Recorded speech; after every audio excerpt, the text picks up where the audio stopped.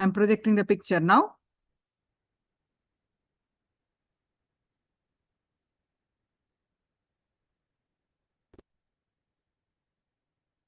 This is what I projected. So let me see. An old man. Okay. Yet to manifest.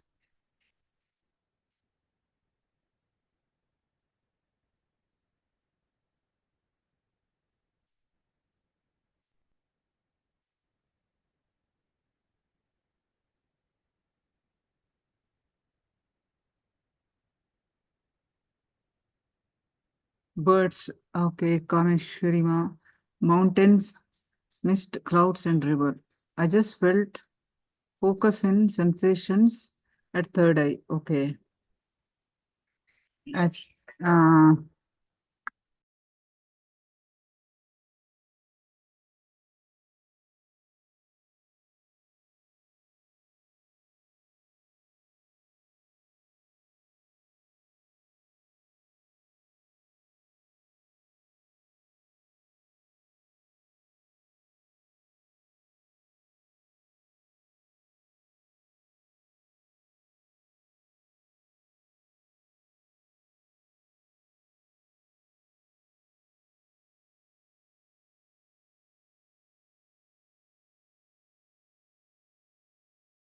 Elizabeth Ma, you're constantly putting it to manifest. Are you seeing, like, trying, Ma, actually? I have not seen a single time you posted. Like, what is happening? Don't be afraid of if it is right or wrong. Whatever you see, you post it.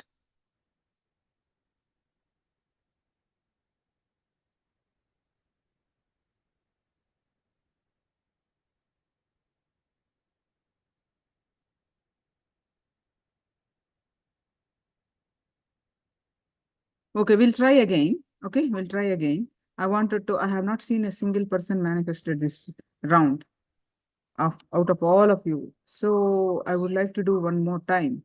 So let's do it one more round.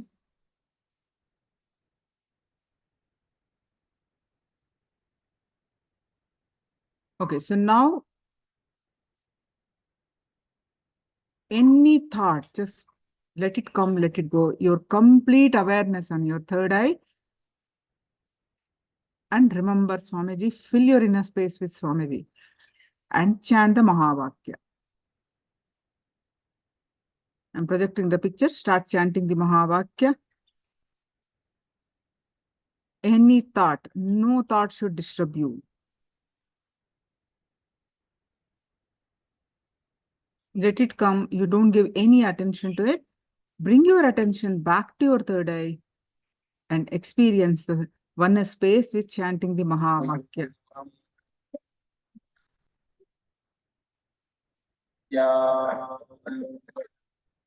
Paramashivoham Nithyananda Paramashivoham Nithyananda Paramashivoham Nithyananda Paramashivoham Nithyananda Paramashivoham Nithyananda Paramashivoham